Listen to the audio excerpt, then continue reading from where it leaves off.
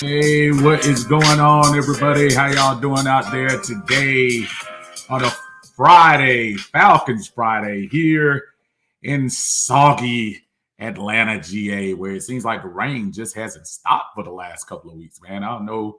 I know they had the little disturbance there in Texas that probably is still kind of messing things up out there. But hopefully we can get through the clouds and get a clear, sunny day this weekend. But I guess the clouds are kind of a little bit of a signal of how it's been this week in the group, folks. It's woo. I mean, I know it's been super tough this week. Falcons have not did not do the job last week against Philadelphia. And now we're on to our first road game of the year. And the first road game, of course, you go to the house of the Buccaneers and you go to that guy again, Tom Brady, the one who breaks hearts, the one who obviously has a sense of humor this week and trolls our fan base about the debacle a few years ago at the Super Bowl. Which, listen, if I was Tom Brady, I would do the same thing, folks. I mean, I can't say the man doesn't have a sense of humor. Just, it is what it is. But we've got to find a way, as the Atlanta Falcons, they've got to find a way to get past all of those demons and work their way on to a win this week. The bottom line is that was not a good showing last week. You've heard the coaches say it. You've heard the players talk about it. We've heard plenty of fans discuss it. Just not a good look. Not a good look last week. So we move on to week 2. And the hardest thing about being a fan is you come halfway between where you want to tell the truth, but then you also want to keep it real to a certain extent. My fandom tells me, come on, boys, let's go. We got to do this thing. Got to be able to push through. And then the realistic part of it is the Tampa Bay Buccaneers are not going to let up on you. Tom Brady is not going to be that guy that comes in here and says, "Oh, that's a wounded animal. Let's not run up the score." Tom Brady and company are going to try to run up the score on us big time. So knowing all of that, what do you do, Atlanta Falcons? What are you going to do? And I don't know the answers. Not right now. It was a horrible look last week in the stadium, as I've told you all several times before. So what momentum do you take down to Tampa Bay? Well, the obvious thing is it probably can't get too much worse. And I'm sure there are people out there that say, yes, it can. And it probably could. But it's going to be hard to look at any advantages you see over this team. You have the reigning Super Bowl champions in their home, coming off of a nice last-second victory against Dallas. All the momentum in their backyard. And then you bring in probably next to the Green Bay Packers, arguably the second worst performance last week in the Atlanta Falcons. What do you expect? I know what I want as a fan. I want improvement. The offensive line was horrible. The defense was not good. And you have to we have to be honest with ourselves and start saying, was last week an anomaly? And we just, hey, as some people are saying, well, that was our preseason game. So we were supposed to look like that because the starters didn't play. Or is this really a snapshot of our team? I want to believe that that was a horrible, horrible showing last week, which the organization needs to think about that after this whole tumultuous summer with moving of legends and drafting of some questionable drafting in the draft. You have to think about how that fell flat last week. And so now you have to pack all of that up and travel south down to Tampa. As a fan, I'm hoping we do it.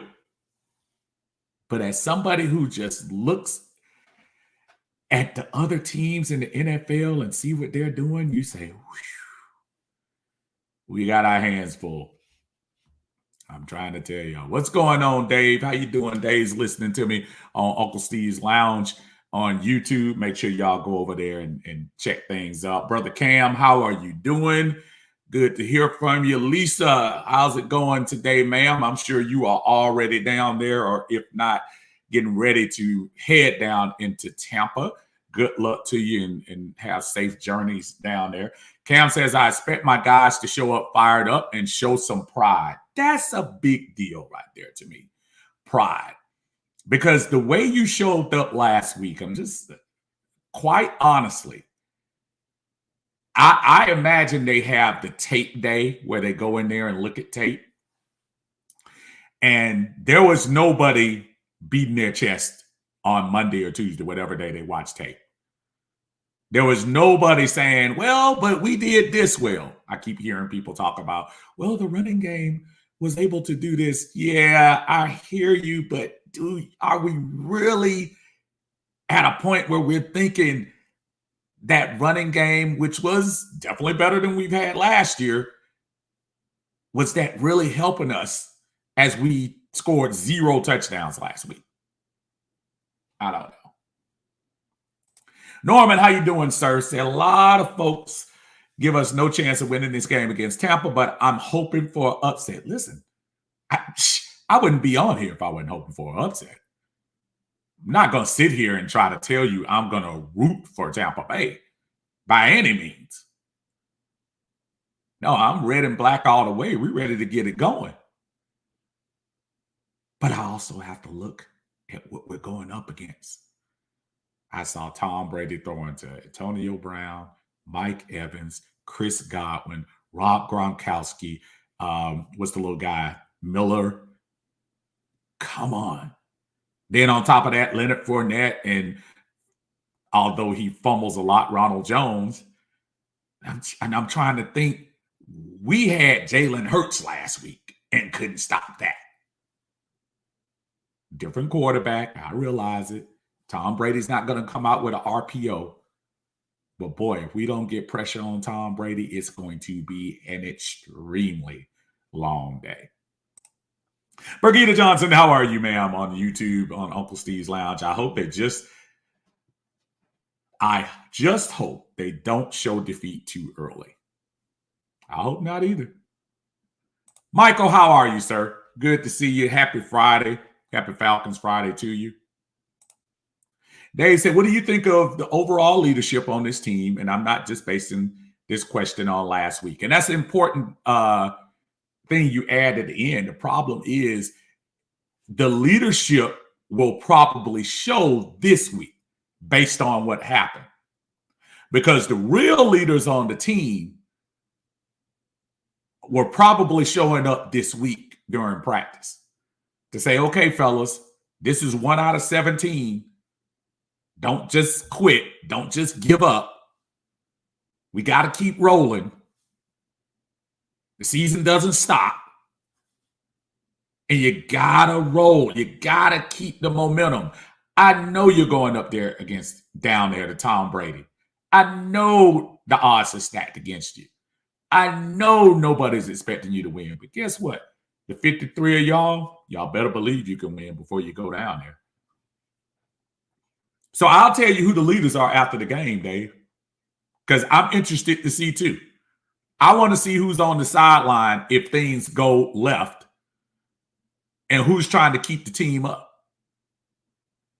Honestly, I was not paying attention to that last week because I was still in shock of how thoroughly Philadelphia beat us in the second half. But I'm going to be looking for that on TV this week to see who shows that leadership. Philip, what's going on, sir? Say the only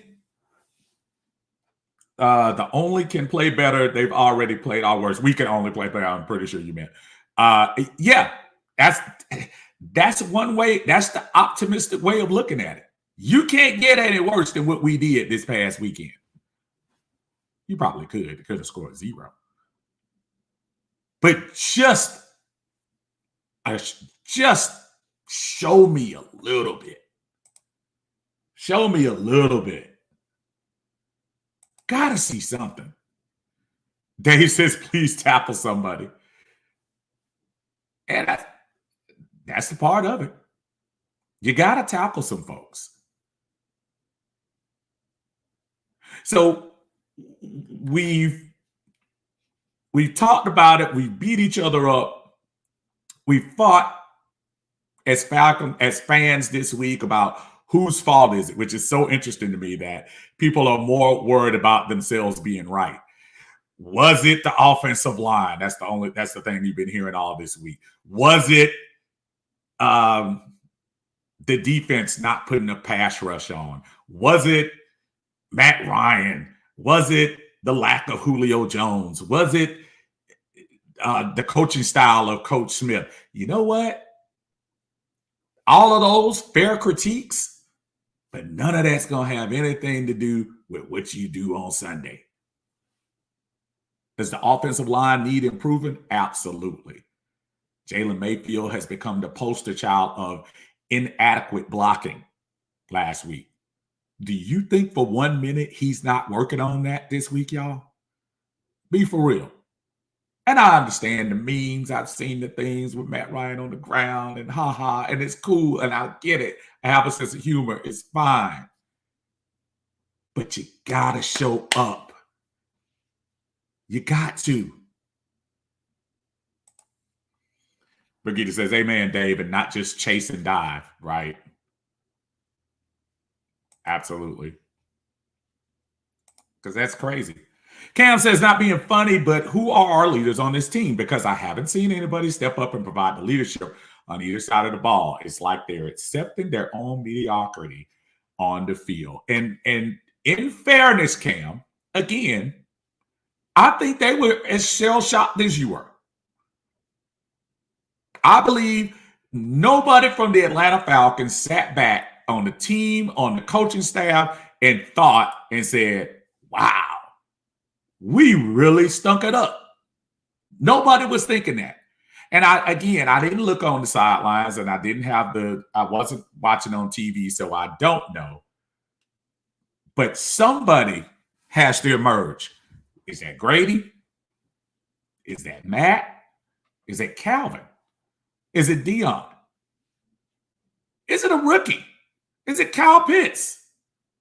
Is it somebody who needs to talk to your teammates and say, fellas, we cannot give that type of effort? And I say this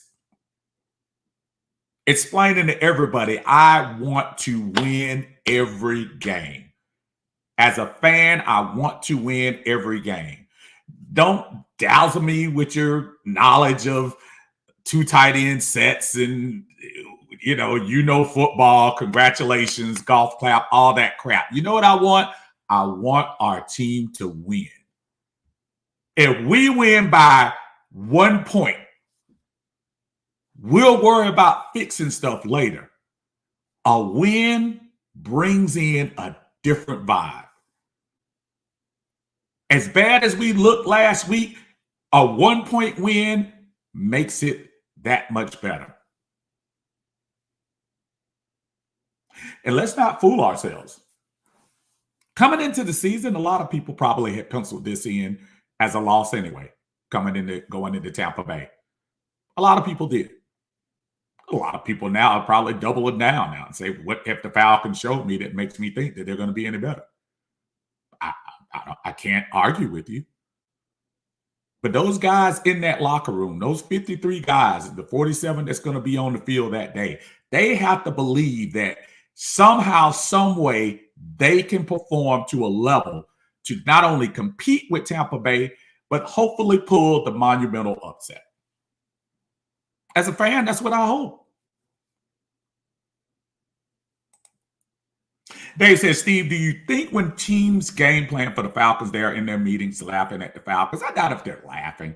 Listen, if one thing professional athletes know is that any given Sunday, you can come out there all you want, touting Super Bowl rings and doing all of that and turn around and get upset.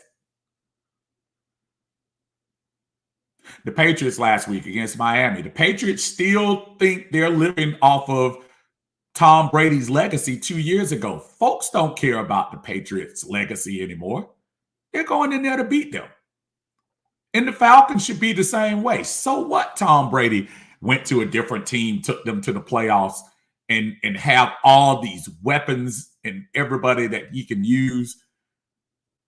But you got to believe you can win. And I'm not going to tell you as a fan how to think. That's up to you.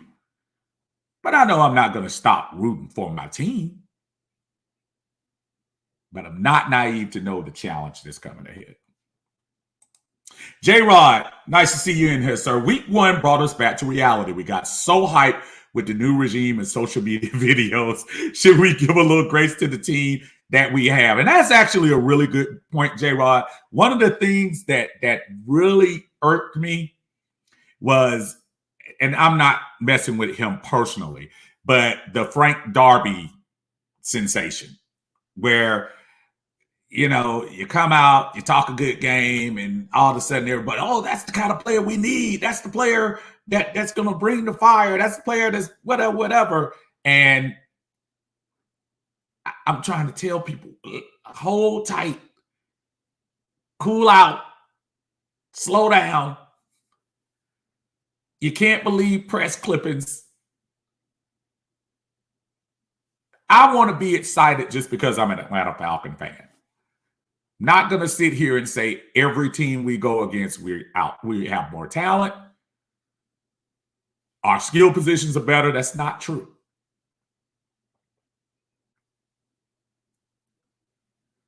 So all the hype machine that you're talking about, you're absolutely right, J-Rod. Maybe we should give a little grace, but then maybe not. As athletes, they probably have, I'm sure they have pride. And you don't want to just show up and not perform well. Cam says, yeah, I was watching the sideline and it looked like they were way too chill in my opinion, but I absolutely agree with you on the shell shock of game 1 for our guys. Again, I think they truly thought they were going to go out there and pound for pound just swing with Philly. And for a minute they were. Let's not pretend like they weren't in the first half. This game wasn't done in the first quarter or anything like that. They were actually driving on this team. That wasn't just the vintage Chicago Bears defense or Baltimore Ravens defense or the monsters of the Midway they were playing over there in Philadelphia. Philadelphia got to them late. So you can win, but you got to talk yourself into that stuff, man. Dave says, is it me or when I watch opposing players run into the end zone, there's almost always a Falcon player trailing with his head down? Keen observation. Cam says, look here, Uncle Steve, love my folks, Frank, love my folk, Frank alone. Leave my friend. I'm sure you meant leave him alone. He's a really good kid, and he has that dog in him. I had the ability to coach him at ASU, as well as ran film study with the receiver group. I'm biased. No. Hold what you thinking. I didn't make it personal about him as a player. I hope and pray Frank turns out to be what he is. But let me put it here for you, Cam. When he first got here and he got drafted and they had the little excitable video, and I was happy for the young man. He got drafted into the NFL. A lot of people don't get that opportunity. I was extremely happy. But what I was starting to tell people was there were folks when they saw that, they got super excited, like, okay, let's put him in the slot. And at that time, Julio was still here. Let's put him in the slot and put Julio and Ridley and then put Frank Darby in there because he's super pumped and super excited. That's the part I have a problem with. Not him as a player. No, I like the young man. And actually, I saw sprinkles of him at Arizona State last year. So I know he has some stuff to offer. No, it's not a personal shot against Frank Darby. I hope and pray he turns out to be good. Get some more wide receiver depth.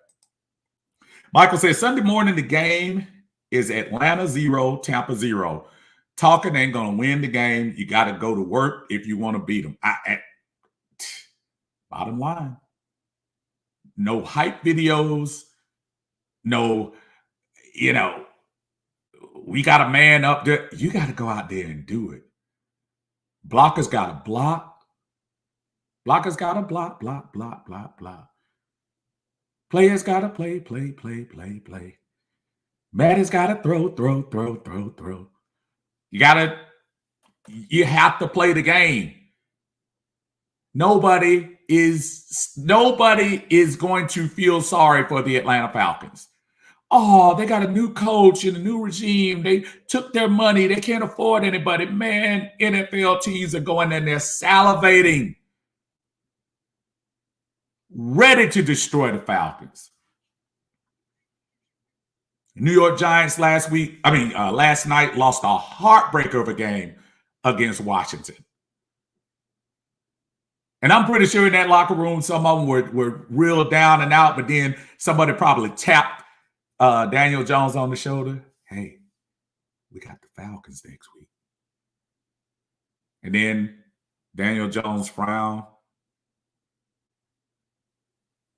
Kind of went to a smile. You don't want that reputation. None of us want that reputation. Not as fans. Norman says, deep in my heart, I really thought we were going to beat Philly after all the hype about Dean Pease defense and we were playing at home. Norman, I'm with you. I believe the hype. Super believed it. I see my brother over there, Mount Up, Eagles Life. What's going on, Rashid? Bro, I'm surprised I didn't hear from you last week. Your Philly boys played a number on us. Daniel, what's going on? Said them asking about the 28-3 debacle should be enough fuel for the team to show up this week in Tampa. I thought that was pretty cornball of the media to address Matt Ryan about the 28-3 crap because you're going up against Tom Brady. And I understand trolls are going to be trolls and people are going to be people. I get that. But at some point, like, especially media guys, you're like, really? 28-3 5 years later? Really? 4 years later? Really? That's the best you got? That's your game prep? That was your zing? So you can write in your column, I'm going to ask him about 28-3 and see what happens. Lazy. That lazy, Daniel. Going on, Armand? How you doing, sir? My brother Eric Red, what's going on, Red? Red said, we getting destroyed on Sunday. I fear what I'm going to say.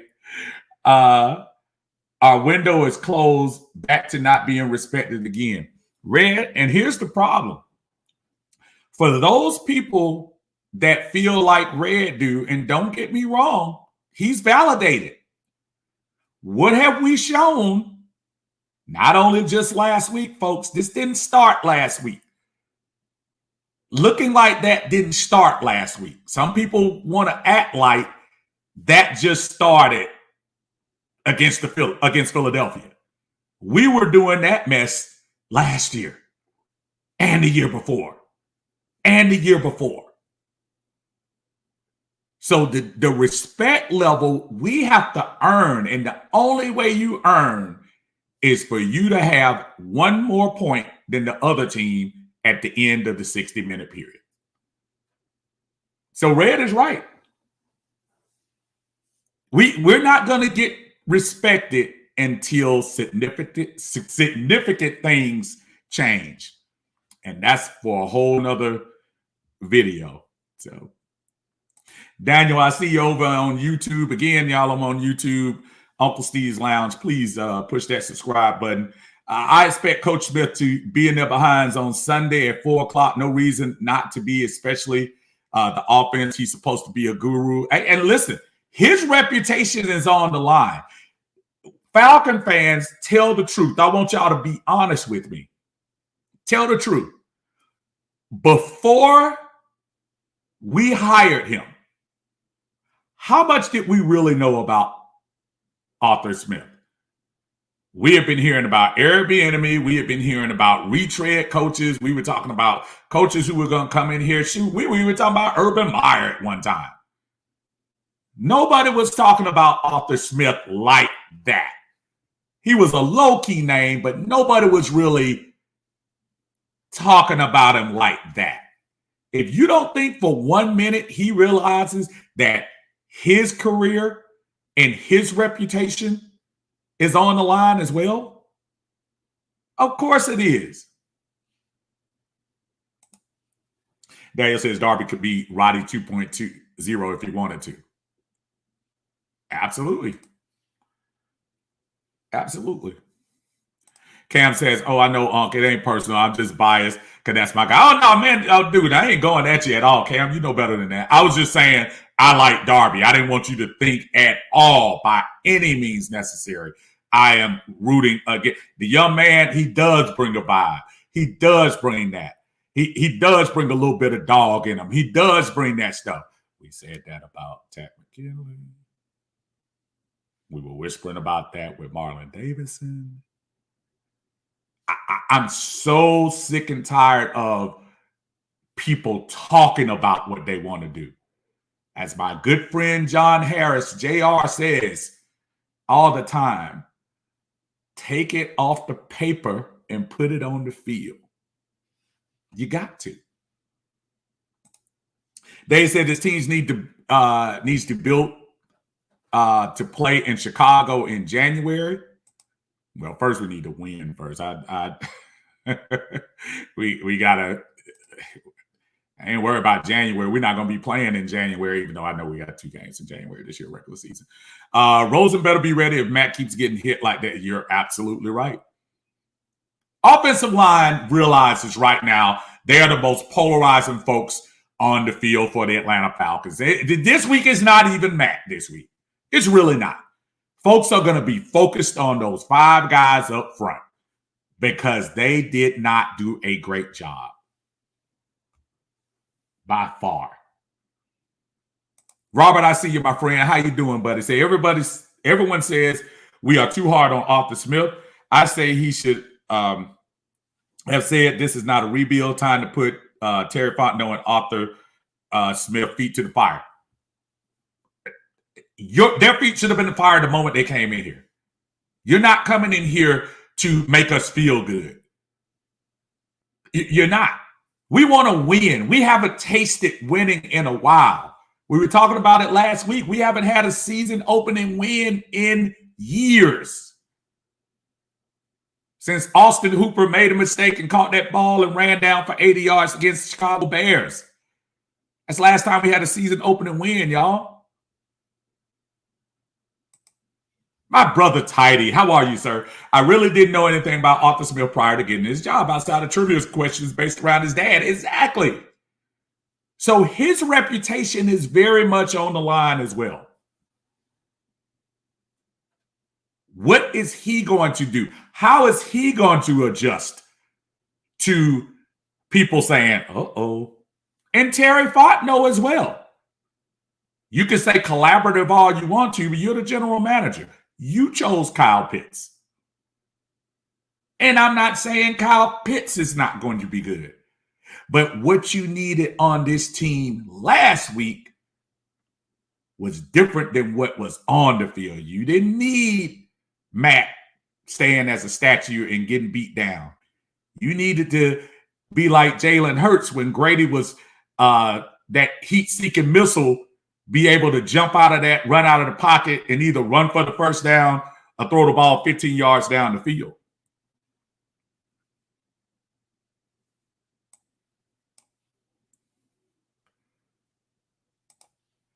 Ty says only 2 years as OC, so he doesn't have a long resume. Yeah. Robert says, until you can get the GM and coach right, we will be Cleveland. You right about that? Daniel says, what makes me mad is that I'm pretty sure Coach Smith played guard in college. Did he really? So he should know. Dave said, my point was, Steve, to build a team to be more tougher and more physical. Oh, no, I'm not disagreeing with what your point was. You're right. Absolutely. Arthur Smith is more of a positions coach, and he's really only been at OC for 2 solid years. Okay, now let me, before that narrative switch to Arthur Smith knows nothing. It was game 1. I'm not saying, I'm not excusing them losing game 1, but that was his very first taste of a head coaching job at this level. I'm pretty sure he was probably nervous, and I'm pretty sure he may not have been 100% prepared. Lisa said, yeah, our last win was November 29, 2020 against the Raiders. Wow. Dude, I've probably grown a few more gray hairs since then. That's a long time, folks. And our losing streak has to be one of the longest in the league right now, right?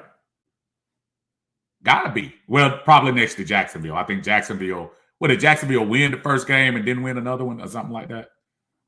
Between us and Jacksonville, and we have to play each other, so something's going to cancel out. Robert says, I honestly don't think Kyle Pitts will be worthy of that high pick. And also says, I've also got many grades in between that time. Look, as fans, I know the mantra is be patient. I know we have to, let these guys do their thing, but jeez. I'll never accept defeat, but if that game last week was 33-30, 24-21, I'm not saying I still feel good, but at least I have some type of different vibe. Folks, the vibe is horrible. Kibia says, I can't go back up to Seattle. I get no respect. I told you, man. Bro, you take that up there to Tillicum in Lakewood, bro, they're going to be laughing at you, bro. You know that. Go over there to Bremerton. Boy, I got some memories in Seattle. Boy, every time you mention that, brother, I had some fond memories up there in Seattle. Dave says, I have no idea how long Stephen A. Big Mouth knows, but he said Matt Ryan needs to be more vocal. Could he get inside information? Let me tell you something first. Yeah, Stephen A. to me is just a very side note. Stephen A. is so buffoonery to me.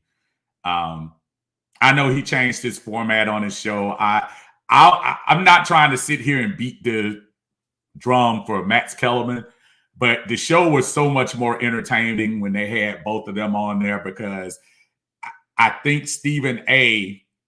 saw somebody on there who matched and probably exceeded his sports acumen. And now when he's on there, he got these buffoonery folks, and I know that when they were talking about the Atlanta thing the other day, I don't take anything Stephen A says with a grain of salt. Let him keep dogging out the Cowboys. GT500 says, talk about the greatness of the GOAT. Tom Brady. Listen, he's 7 titles later. What do you want me to say that hasn't been said? Champion, Hall of Famer, the GOAT, period. He gets that enough. He doesn't need me to go in there and say that. Brother Sean, how you doing, man? Good to hear from you, brother. Say, Steve, how can I try out for the Falcons? Get out here. Sean, you a little light, man. You need to get up to my weight to get up on that Falcons team, man. But I hear you, Sean. Listen, open recruiting this week for the Atlanta Falcons. I'm telling you, it's sad, brother. It is sad. Good to hear from you, my friend. Coach Smith played guard for the Tar Heels from 01 to 05. So, very interesting. Who we got on here? This is Brother Michael. Michael says, one guy I should be very happy to play Sunday is Matt Ryan. Revenge should be on his mind. 3 years and counting. Every speech, Grady Jarrett, get it done. Yeah, see, talking, Michael, I'm so tired of people talking. Put it on the field, man. Put it on the field. Daniel says, I have it rough as it is being a Falcon fan in Panther territory. Falcons got to help a brother out. And that's the thing, Daniel. In Carolina with Sam Darnold, I'm not trying to make Sam Darnold great, but they still have a pretty youthful quarterback, an athletic quarterback on a pretty young team. I'm sure Matt Rule is sitting up there saying, oh, we can do some things with this.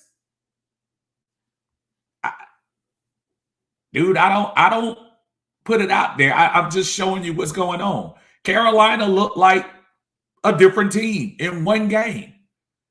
And one game doesn't make the season, but that's what Falcon fans are looking for, a difference. Not only did we not see a difference, shoot, at least we were scoring touchdowns last year. You bring Arthur Smith in here to revitalize the offense and get the highest pick tight end in the history of the NFL. The one thing you should be saying is, well, I'm not worried about us scoring. We should score at will. Robert said, I know we can't move Matt, but what do you think about moving Deion Jones, Calvin, and Grady before the trade deadline? I think it would be premature. Calvin Ridley is going to be an interesting story, folks, because truth be told, the mere fact that they haven't done anything with him financially yet, don't be shocked, y'all. Now, I'm not talking about trade. Well, trade would be interesting because you might be able to get some collateral for it. You're absolutely right as far as that's concerned. I don't see Grady leaving. I think they're kind of positioning Grady as the face of the team, if you kind of notice this offseason. I truly think that's their guy right now. And Deion Jones could be kind of an interesting case. They gave him that nice contract a couple of years ago. And has he been that guy for the money we gave him? Not quite sure. Interesting thought. Interesting thought, my friend. Lamar says, what's going on, Lamar? Says, Kyler Murray was a magician last week. That brother is special, and Arizona is dangerous. Kyler Murray, man. Again, you see the folks coming out of college. Zach Wilson, Trey Lance, Justin Fields, and I'm talking about Kyler Murray. Matt Jones. all of these teams, and look at the teams that are taking them too. Even going as far back as 4 years ago with Baltimore.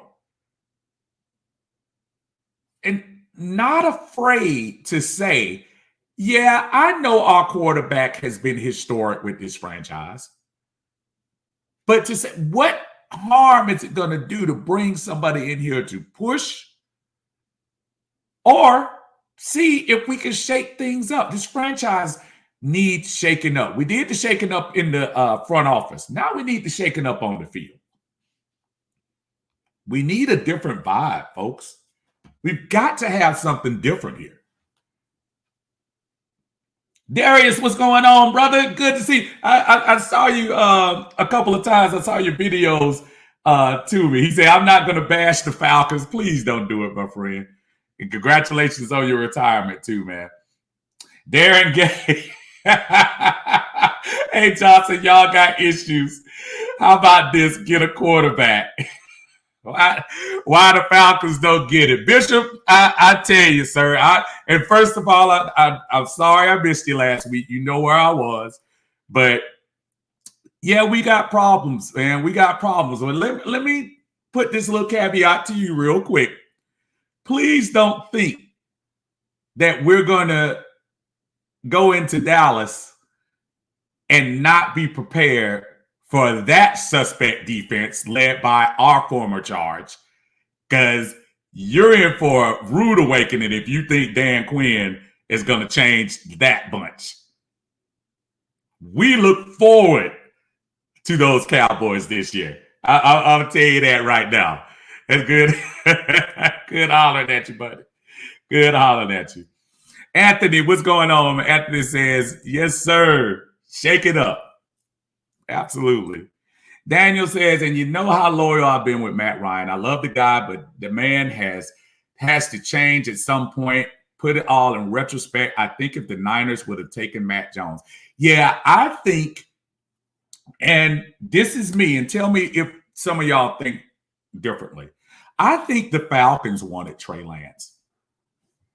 I go back and look. I think the Falcons, I think if Trey Lance would have fallen to 4 instead of Justin Fields, I think the Falcons were looking for him more than they were looking for Justin. And remember at the time, I know Justin had the thing, he had the little health scare and things like that. And then all of a sudden, media and people whispering in the background, well, he might not be able to read defense. Oh, he might not be able to do this. And I see Justin Fields go up there and score a touchdown, which was 6 less points than we got. Not 6 less points, but the same 6 points we got on 2 Younghoe Koo field goals last week. Folks, when your place kicker is your MVP in game 1, that's not a good thing. Unless he's kicking a game-winning field goal.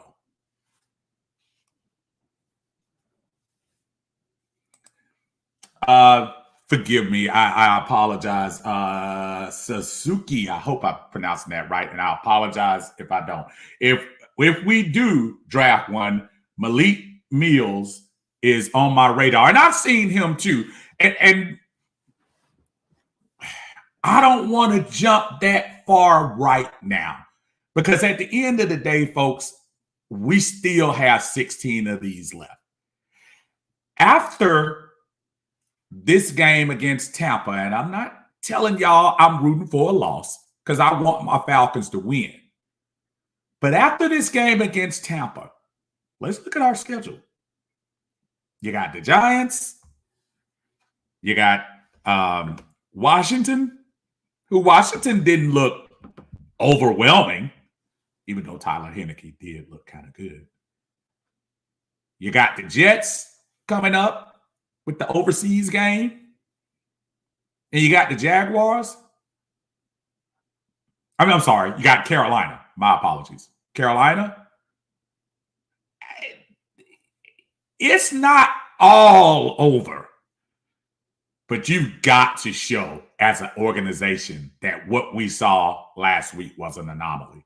You're going to lose this fan base real quick. And I'm just trying to tell you, anybody who was at that game Sunday, You talking about the rest of the year, the whole summer, waiting, anticipation for the season coming in. And you look at that stadium, which was easily topping off at maybe 60, 70%. I don't care how many people they told you they bought the ticket. They might have bought the tickets. The tickets probably already sold, but there were only about 60 to 70% of the people in there. And before anybody start telling me about PSL prices and stuff like that, I'm not telling you how to spend your money. I'm telling you what happened Sunday. After all that hype, the big draft pick of Kyle Pitts, the promise of this new team, that was the best you can do for crowd anticipation. That was the best you could do. This is why your uncle was trying to tell y'all, you get the hometown guy, bring him in here. Worst case scenario, even if you're losing, you're bringing an interest in here. You're bringing some fans in here. And I'm trying to tell you, don't think that those guys on the sideline weren't looking up in those stands and saying, man, that's a lot of red. Wait a minute. They're not wearing red. Those are the seats. All season long, you got hyped up to come to this home opener, and your own fans aren't there. I'm just telling you. I don't report the news. I'm just telling y'all what's going on. What a bitch says, I promise you, I don't have faith in Dan Quinn. You shouldn't. You should not. Sean, what's going on, Sean? Sean says the Falcons were at both of his workouts, so I agree. I definitely wanted Lance in red and black. I think a lot of people wanted him in red and black, no doubt. Daniel says Trey Lance is the only quarterback that Coach Smith wanted. My brother Tidy says, I think Terry wanted Lance and Arthur wanted Pitts. I don't have any contacts or rumor mill. I don't know anything from whatever, but it really seems like that was the vibe. Even if you go back and listen to the pre-draft talk. When everybody was talking about, well, are you going to commit to Matt Ryan, blah, blah, blah, blah.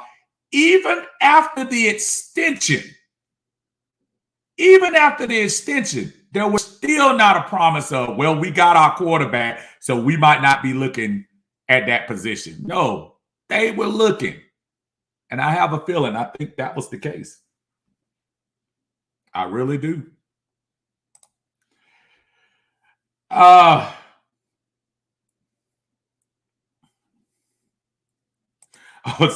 Martavia said, I'm in Facebook jail. Oh, I got you, brother. You doing the alias. All right, bro. I hope they don't come on here and get me. Robert says the organization needs to rebuild and give us fans something to be excited about. Let me tell you why I'm going to spotlight this comment right here, Robert.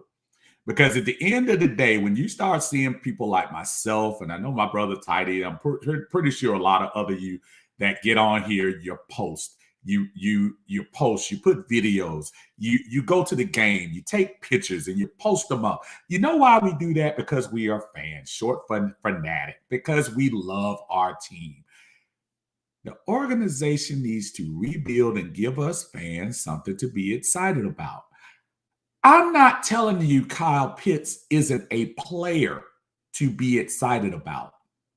But when you think about the stench and the vibe of this team for the last 3 years, when you flushed out the front office and brought the new folks in, my thought was, well, we're coming in. Let's bring something different to the table. And I'm talking about something different than Frank Darby. No offense, Cam. But bring something that this organization can get behind. Do you know why Chicago isn't absolutely killing Nagy right now because they know sitting on the sidelines and probably getting ready to start sometime this year is their future.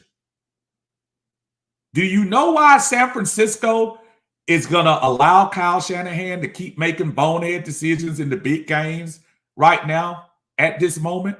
Because they got Trey Lance sitting back there on the wings. New York fans up in Jets land have nothing to get excited about until this year when they got that number 2 pick with Zach Wilson. And I'm trying to tell you, that kid's going to be good. Here, we need something to reinvigorate this fan base. We've got to. Or it's going to be the same old mess again. Lisa says they had to notice the many empty seats for the home opener. Hard to miss. You run out that tongue.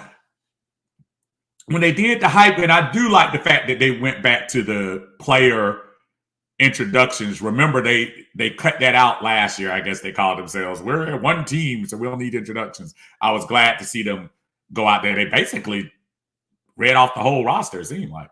But when they run it out of that tunnel, and you haven't seen fans on a huge scale, preseason aside, because half of the starters didn't see them anyway, and you go out there first game, 0-0, just optimism all over the place, and you run out there and you look in the stands and you looking around and you getting hyped and you look, that's a lot of red seats out there.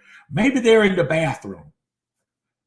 And then you look up in the first quarter, no, they're still not here. Maybe they're still tailgating. And you look up there at halftime, you walking off the field at halftime, man, those folks never came. You got to give us something to come for. You have to. I'm sorry, folks. That's how the game works. No, people don't want to hear this. But back in the early 2000s, when number 7 was here, no, we weren't. We were kind of up and down. But that excitement level, that's what fans gravitate to. We need that. We need that rush. We didn't get that rush last week.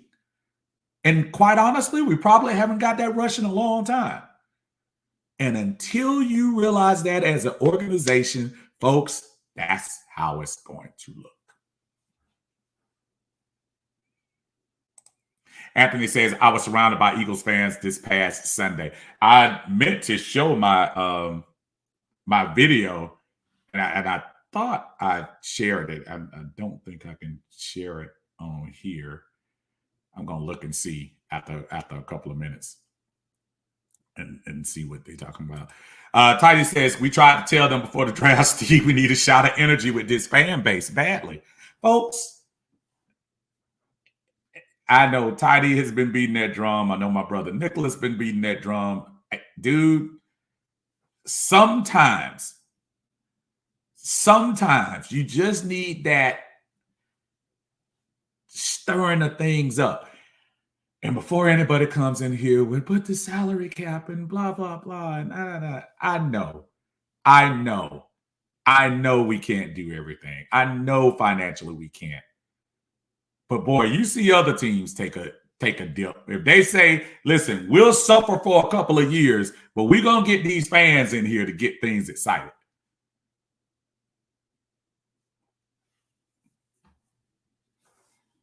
I mean, that's just the bottom line. Robert says, we had some awesome fans. We need some excitement. It needs some excitement. That's one of the things too, Robert, that I think other fan bases, I don't know. When you start talking about Pittsburgh, Green Bay, any New York team, the legacy where, you know, your grandfather and your great-grandfather were all rooting for those teams. And let's face it, that East Coast corridor, those folks are entrenched. The Raiders fans, no matter how good and bad they are, they're the rebels. That's why they are like they are. Packer fans, they're blue collar, you know, that type of fan base. Here in Atlanta, again, we say this too many times to some of you who aren't from here and around here. This is a very much of a transient city. When I go places and I go to work or I go somewhere else and people ask me, say, where you from? Atlanta. Oh, really? I'm from Iowa. I'm from Iowa, I know. I'm from Kansas, or I'm from New York. I'm from Louisiana. So that base has never been here like that in the 90s. Now, in the 70s and 80s, that was a true fan base. That was before Atlanta became Atlanta. That became Welcome to Atlanta. You got a hardcore base here then. You saw some of that base return when Atlanta made their last Super Bowl run. We have passionate fans here. But listen, if it's not good, are you going to go to a concert? Are you going to go to a and I know some of y'all went to Kanye, so but I'm still going to use him as an example. Are you going to go to a Kanye West concert where he's not going to sing and he's not going to perform and have his boys out there and do what he used to do back in the day? Or are you going to come just because it's Kanye and he just stands out there? So the fans are saying, am I just coming because it's the Atlanta Falcons? Or am I coming because y'all giving me something to come for? You're going to put on a show. You're going to put on something exciting for me. That's what we need. That's what we got to have. Robert said, love the Falcon fans. We are ride or die for these teams, and they give us a middle finger. And I want to be careful to say, I don't think Terry Fontenot and Arthur Smith had that plan. I don't think that's a plan of theirs to come out here and lay an egg on opening day. I don't think that was the plan. But boy, oh boy, I hope and pray that somebody went in that locker room and really ripped them apart for the effort. 6 points. I'm sorry. 32-6 at home on opening day to a team coming off just as miserable of a season as you did. That's unacceptable, y'all. Orion says the excitement starts with the quarterback.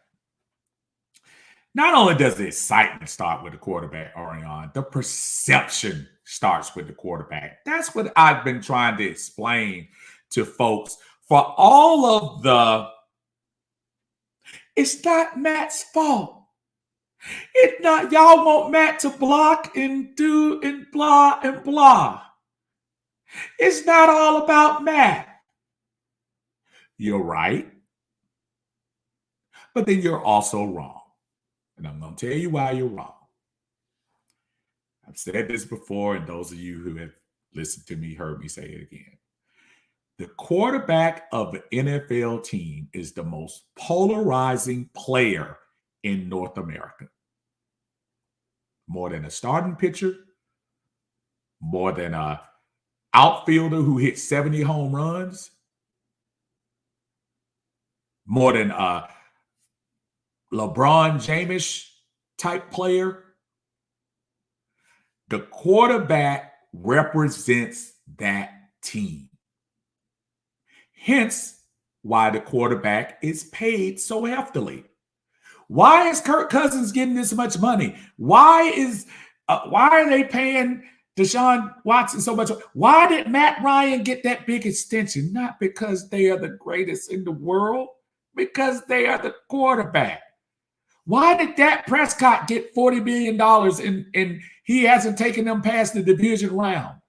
Because he's the quarterback of the arguably the most popular team in the NFL. And he's okay. He's a good quarterback. But Matt Ryan right now, folks, compared to today's quarterback, is a relic. He's our relic right now.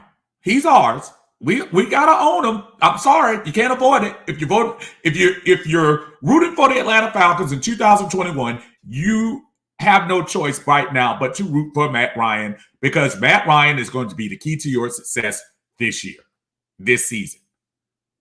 And if you're gonna sit here and tell me Josh Rosen is the future, I'm gonna just take a deep breath. Quarterback has to bring it. Yesterday, Daniel Jones, and I'm not trying to pump Daniel Jones any more than he is, because I'm sure Giants fans will sit there and tell me we'll take Matt Ryan in a heartbeat. And you can have him. But Daniel Jones, at least last night, tried everything in his power to win that game. Showed some athleticism, scored a touchdown. And yes, we're mad, as if you were a Giants fan. You're mad, but at least you're saying, hey, we went in on that game. Daniel says, I love Matt Ryan, but he's been here 14 years and we don't have a ring. I'm grateful to have him, but I think Mr. Blank is going to keep him around because of the way the Julio situation went. I'll be surprised. Listen, and I know the financial ramifications. I know everybody's going to tell me that. I know it myself. I'm the one that tells you all about it. But I'm trying to tell y'all, folks, if there is any possible way, Matt Ryan won't be here in 2022 if this team does not turn it around. All bets are off if this team makes a miraculous turnaround. Just be ready. Titus says, I agree with everything you said, and to add on to it, once the PSLs came with the price increase, we badly needed something new to get the fans back in the stadium. And not to mention, we had to trade away our only form of excitement with Julio. And that's where the Julio thing comes in, folks. I got news for y'all. Julio excited the crowd more than Matt Ryan. I'm not speaking on anything that happened this summer with him and all that jazz and personal stuff, but I will tell you this. When Julio was going for 300 against Carolina, nobody was talking about the 500 yards that Matt threw. They were talking about the 300 that Julio got from him. Nobody was talking about how the throw got to Julio in the Super Bowl. They were talking about how Julio caught it. And trust me, for those of you who are in the stadium against Green Bay, I'll take that back. I'm going to take that game out of it because Matt Ryan was actually pretty good at that game. But when you start talking about the play, more people talked about the Julio 75-yard touchdown than they talked about the Matt Ryan run, which to me was the stadium shaker. I'm not telling you bring back Julio. I'm not trying to tell y'all that. I'm trying to tell you he's absolutely right. You've got to bring a level of excitement to a fan base when you're not winning. And this year, we added nothing. We were talking about this the other day. What big name free agent did we add this year? We couldn't. I understand that. We didn't add excitement. That's why we had to pump up the rookie class. That's why they have to show Frank Darby 4 or 5 times, because you couldn't bring anybody else in here. I think, if I'm not mistaken, Mike Davis might be the most expensive guy we brought up in here. And if that's the apex of your excitement, we're in for a long season. We're in for a long season. My David says, they kill me with that BS that no one's saying it's entirely on him, but Ryan and every other quarterback is under the microscope. And that's the thing, you know, people get into. I try not to get into it's not a personal thing with Matt Ryan. I've told people I personally like him a whole lot. But for 2021 and beyond, go look at other NFL teams, folks. Go look at what other NFL teams are doing in the direction they're going. It's not any different. It's the same thing. Daniel says Julio got ripped by Vrabel. Yeah, and I know that made the news this week. And, you know, that's on Julio. Even though I will say this in Julio's defense, I think that wasn't a penalty. I think that's something, if you're a referee, you don't blow the whistle on that. It's not like they swung at each other. They got tangled up. You don't throw a penalty on that. And that's not what you do. Daniel says, Koo has been the only excitement for me. And for a lot of other people, too. Absolutely. All right, I'm going to run by these picks real quick. Last week, for the record, my picks last week, I was 8-8. So that was horrible. So I'm just telling you right now, even though I'm going to pick these games, you are responsible for your own bets that y'all making, whether they're monetary or for drinking the water cooler or whatever they may be. But I'm just giving my own picks for the week. So let's see what y'all think about them real quick. Cincinnati playing Chicago this week. I like Cincinnati over Chicago. You got the little flash of Justin Fields, who I truly still believe by mid-season, if not sooner, he'll be the starting quarterback at Chicago. But I do like how Joe Burrows and the guys bounced back last week against the Vikings in that overtime victory. Good win for them. And I think they go ahead and roll in this game. Not roll, but I think they win this game. Cincinnati over Chicago. I've just given the scores for the most part, 24-20 on that game. Cleveland, who came close again to beating Kansas City. That's going to be their bugaboo, I guess, not being able to handle Patrick Mahomes and the fellas. Look for Cleveland to bounce back. The Texans, even though they won last week, they were going against a putrid Jacksonville team. I think Cleveland is the superior team over that real quick, and I like Cleveland against Houston big tomorrow, Sunday. The Rams over the Colts. The Colts are missing two of their offensive linemen this week, and then I heard Leonard, the linebacker, might not be playing as well. Matt Stafford is throwing that thing around like he's having fun again. And boy, this could be a marriage made in heaven, man. The Rams with that defense, and if Stafford can give them that on a regular basis, boy, oh boy, the Rams could be tough. I look at the Rams to defeat the Colts 30-17. Buffalo over Miami. Buffalo, tough loss against the Steelers to start off the year. Miami slipped by New England this year. I'm not sure if New England is that great or not, so don't be fooled a lot by that. I think Buffalo played a much superior opponent last week, and I think it'll show this week. Division rivals, so you throw all the stuff out when you start looking at that. So I think Buffalo will take care of business against Miami this week. New England Patriots play the Jets. Decent showing from Zach Wilson against Panthers last week. He's going to go through his growing pains, as all rookie quarterbacks do. But I just think Matt Jones has a lot more around him than the Jets do right now. The Jets, hopefully they stay just as bad. So by the time they get to us, they'll be nice and ready for us to beat them up. But until then, I think Coach Belichick and the gang will defeat the Jets, even though it might not be those old school Patriots beatings that they used to give out. I think this will be a little bit closer, but look for the Patriots to beat them 27-24. 49ers over Philadelphia. Philadelphia, of course, came in here, rocked and socked us for 3 hours last Sunday. Jalen Hurts, I have to give him credit, looked really good last week, but looked good against a less than average defense. I think the 49ers are a much better squad overall, even though they gave up quite a few points against Detroit. I still like their talent level a little bit better. And plus, boy, Samuel looks like he's ready for action as well. I'm not sure if Philly is going to be able to stop that offensive machine. Look for that to be a good game, but I like Philadelphia. I'm sorry, I like the 49ers over Philadelphia, 24-20 in that one. Steelers coming off a good win against Buffalo. The Raiders, of course, we saw what they did in overtime against the Ravens this past week.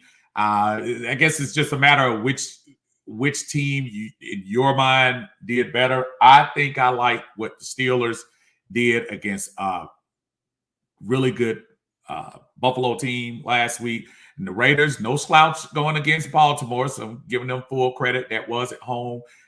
Raiders go all the way to Pittsburgh after that big emotional win. I think this is going to be a letdown loss for them. Look for the Steelers to roll. I say 34-24 as a final. Carolina over the Saints. Crab legs had it working last week. 5 touchdowns, even though I'm still not totally convinced he's going to be that type of guy. Give New Orleans credit. Their defense still does what their defense does. They had Aaron Rodgers in check, even though there's a little bit of stuff there. I think Aaron right now is in the mind. I'm not sure if New Orleans is as great as that show, as they showed Sunday. But Carolina, much as I root against Carolina, I'm never going to root for my Saints. So I look at Carolina to roll 35-2 over the Saints. Jaguars will get their first win, Urban Meyer, as an NFL coach over the Denver Broncos. Denver Broncos able to squeeze that first game off last week. Look for the Jags to bounce back. Trevor Lawrence to have a good game this week. I look at the Jags to beat the Broncos. Arizona, who to me, I thought that was one of the surprising wins last week when they took out Tennessee, but Tennessee looks like they got a lot of other things to work out internally with that team, Julio aside. Arizona looked good, and I think they'll continue to look good. Minnesota, who blew that game against the Bengals last week, don't see them overtaking Kyler Murray and the boys. Look for Arizona to win that game 28-24. The LA Chargers played the Dallas Cowboys. Dallas Cowboys put up some numbers against Tampa Bay's defense. Their offense is going to keep them in all games. I think Dak is going to easily, if he doesn't get hurt, I think Dak is a candidate for 5,000 yards this year, has way too many weapons. I'm sure they want to get Zeke started a little bit more than they did. The Chargers looked really good. Surprisingly, their defense looked a little bit better than I thought they would do, but also against a Washington team that may not be the greatest offensive team. At least they didn't show it last week. They showed it last night. Look for the Chargers to win that game. I say Chargers 33, Cowboys 30. Seattle Titans coming off a disappointing loss last week to the Cardinals, have to travel to the Pacific Northwest. As always, a tough one going up there with Russell in the gang. Russell with that first win last week. They always start fast. Russell's one of those guys that always comes in, and he's always the preseason MVP once or twice, and people, always seem to think he comes out to a good start. I look for them to roll. I look for the Titans to go to 0-2. Seattle 30, Titans 17. Kansas City slipped by it's Cleveland last week. Good comeback win, but let's face it, Kansas City is probably the class of the AFC. If you ask me, I think they're going to be just as good. No way that they lose to Baltimore this week. I think Kansas City will take them. It'll be close, but look for Kansas City to win 24-23. The Packers, who were embarrassed last week in that 4:00 game against the Saints. I know Aaron Rodgers is having some issues with the organization, but Aaron Rodgers does not want to be embarrassed. So I look at this particular game to be a bounce back for Aaron Rodgers. Aaron Rodgers comes back and rolls over the Lions 40-20. Lions actually had some good fight last week against the 49ers, but I don't think they'll be able to overcome a very ticked off team in the Packers. All right, coming to our game, last pick before we get out of here at 2 o'clock, Tampa Bay against Atlanta. Quite honestly, this is David against Goliath.